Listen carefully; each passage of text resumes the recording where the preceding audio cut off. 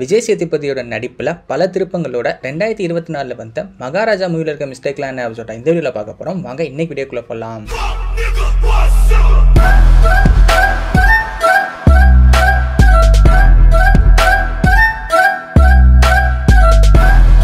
ஒரு சீனில் வந்து விஜய் சேதுபதியோட கையை வந்து வெட்ட போவாங்க. அப்போதைக்கு வந்து அவர் பிடிச்சிருக்கவங்க கையை வந்து இழுத்து விட்டுருவாரு. அவர் கை வந்து கட்டாகும் போது எல்போக்கு கீழே தான் வந்து கட்டாகும். ஆனால் அவர் உடம்புல இருக்க மீதி கையில் வந்து எல்போ இருக்காது. அந்த கட்டான பீஸ்ல வந்து எல்போ இருக்காது. அப்படி இருக்கும்போது அந்த எல்போ எங்கே போயிருக்கும்?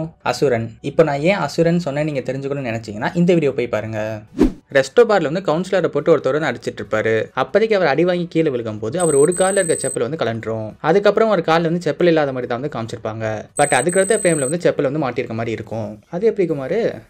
படத்தோட ஸ்டார்டிங்கில் வந்து விஜய் சேதுபதி வந்து ஒரு கடையில் போய் வந்து பொம்மை வாங்கிட்டு இருப்பாரு. ஆக்சுவலாக அந்த டைம்லைன் வந்து 2009 வந்து நடக்கிற மாதிரி தான் வந்து காமிச்சிருப்பாங்க. பட் ஆனால் அந்த கடையோட கண்ணாடியில் வந்து ஒரு பேடிஎம் QR கோட் வந்து இருக்கும். ஆக்சுவலாக வந்து பேடிஎம் QR கோட் சிஸ்டமே வந்து இன்ட்ரடியூஸ் பண்ணது வந்து 2015 அப்புறம் தான். அப்படி இருக்கும்போது 2009 எப்படி அந்த QR கோட் இருந்திருக்கும்?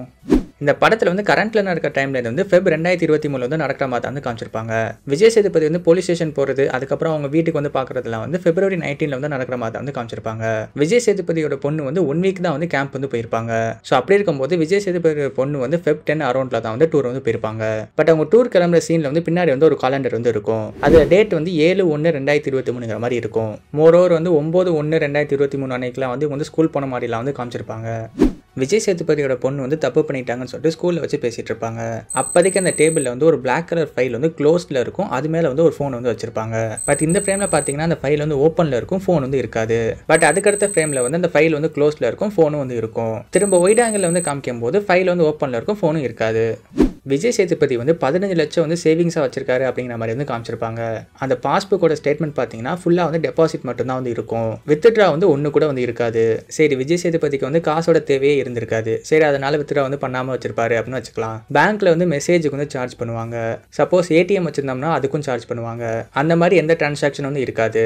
சரி, அதை கூட வந்து அவங்க டிசேபிள் பண்ணி வச்சிருக்காங்க அப்படின்னு வச்சுக்கலாம். நம்ம வந்து பேங்க்ல வந்து டெபாசிட் பண்ணி வச்சிருந்தோம் அப்படின்னா குவார்டர்லி வைஸ் வந்து நமக்கு இன்ட்ரெஸ்ட் வந்து பே பண்ணிட்டே இருப்பாங்க. அந்த டிரான்சாக்ஷனுமே இருக்காது. இப்போ உடனே நீங்கள் வந்து சேவிங்ஸ் அக்கௌண்ட்டாக இருக்காது, கரண்ட் அக்கௌண்ட்டாக இருக்கும் அப்படின்னு வந்து சொல்லுவீங்க. காசை மட்டும் சேவ் பண்ணி வைக்கிறதுக்கு கரண்ட் அக்கௌண்ட் யூஸ் பண்ணணும்? எனக்கு புரியல. கிளைமேக்ஸ்ல வந்து அருணா கச்சப் வந்து பில்டிங்ல இருந்து மூவ் ஆகிட்டே இருப்பாரு. அப்போதைக்கு வந்து ஒரு கையில் வந்து செயின் வந்து இருக்கும். பட் அவர் பில்டிங்ல இருந்து கீழே விழுகிறதுக்கு முன்னாடி 2 கையில வந்து செயின் வந்து இருக்காது. பட் ஆனால் அவர் வந்து பில்டிங்ல இருந்து கீழே விழுகும்போது செயின் வந்து அவர் கூட வந்து சேர்ந்து விழுகிற மாதிரி வந்து காமிச்சிருப்பாங்க. அந்த செயினோட கனெக்ட் வந்து வைக்கணுங்கிறக்காகவே அவர் விழுந்ததுக்கு அப்புறம் அந்த செயின் வந்து கீழே போட்டிருக்காங்க.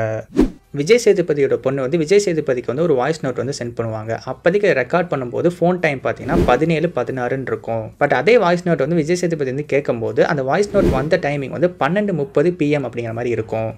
இந்த 2 ஃப்ரேமே பார்த்துட்டு இதில் என்ன மிஸ்டேக் இருக்குன்னு சொல்லுங்கள் பார்ப்போம். நம்ம சேனலில் போட்ட லப்பர் பந்து மூவி மிஸ்டேக் வீடியோ பார்த்துருந்தீங்கன்னா நீங்கள் ஈஸியாக ஃபைண்ட் அவுட் பண்ணியிருப்பீங்க.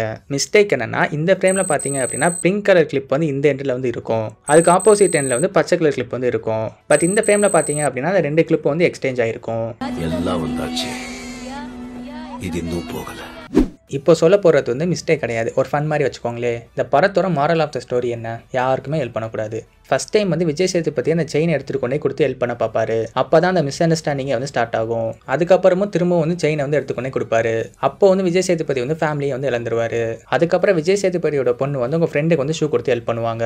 ஸோ அதனால வந்து விஜய் சேதுபதி வந்து ஷூ வாங்க போயிருப்பாரு. அதனால வந்து வீட்டுக்கு வந்து கரெக்டான டைமுக்கு வந்து போயிருக்க மாட்டாரு. அதனால தான் வந்து உங்கள் பொண்ணுக்கு வந்து அந்த மாதிரி நடந்திருக்கும். இந்த படத்தில் வந்து யாருமே யாருக்கும் உதவி பண்ணாமலே இருந்திருந்தாங்க அப்படின்னா அந்த படமே வந்திருக்காது. ஸோ அவ்வளோதான் எனக்கு இந்த வீடியோவில். எங்களுக்கு தெரிஞ்ச எல்லாமே இந்த வீடியோவில் சொல்லியிருக்கோம். இது இல்லாமல் உங்களுக்கு ஏதாவது தெரிஞ்சு அப்படின்னா கீழே கமெண்ட்டில் சொல்லுங்கள். இதே மாதிரி வீடியோஸ் வந்து ரெகுலராக பார்க்கணும்னு நினச்சிங்கன்னா மறக்காமல் காரைக்குடி பசங்களுக்கு சப்ஸ்கிரைப் பண்ணுங்கள்.